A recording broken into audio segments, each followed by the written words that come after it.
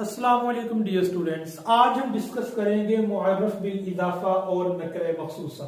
देखिए ये भी गुलाम है, गुलाम ज़ैदी, ये भी गुलाम है, गुलाम राजुली।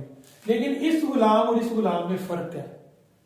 ये गुलाम मुअर्रफ बिल इजाफा है जो कि मारिफा की एक किस्म है, और ये जो गुलाम है ये नकरा यानी नकरे मखसूस है। तो फर्क क्या है ये देखें गुलाम असल में तो नकरा था ना, गुलाम कोई भी हो सकता है। लेकिन जब हमने गुलाम की निस्बत कर दी जैद की तरफ, और जैद क्या है? जैद तो मार्फ है। मार्फा की कौन सी किस्म है? अलम। जैद किसी शख्स का खास नाम है। तो अगर नकिरा की इजाफत, नकिरा की निस्बत मार्फा की तरफ हो जाए, क्योंकि जैद मार्फ है, गुलाम ज़ैदी जैद का गुलाम, अगर नकिरा की इजाफत मार्फा की तरफ हो जाए तो नकिरा भी मारिफा बन जाता है। और ऐसे नकिरा को कहते हैं मुअर्रफ बिल इजाफत, कि जो इजाफत की वजह से मारिफा बने।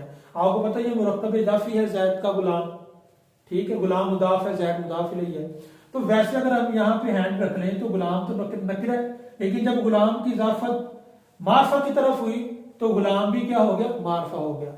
यहां पे क्या हुआ है? यहां भी गुलाम राजुलिन, गुलाम मुदाफ है, राजुलिन मुदाफ इलैहि है, मर्द का गुलाम।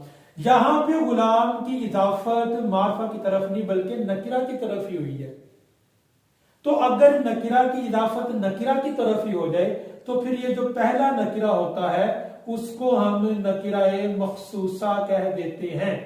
यानी ऐसा नकिरा जो थोड़ा सा खास हो गया, यानी इतना पता चल गया कि ये मर्द का गुलाम है, औरत का नहीं है। ठीक है, तो थोड़ी सी खुसूसियत आ गई है ना कुछ चीज फिक्स हो गई है। तो इसलिए ये फुल मारिफा तो नहीं बना, लेकिन इसको नकरे मखसूसा कह दिया गया है। ठीक है, उम्मीद करता हूं कि आपको ये लेक्चर अच्छा लगा होगा। इसको शेयर करें, लाइक करें, कमेंट्स करें। अस्सलाम वालेकुम।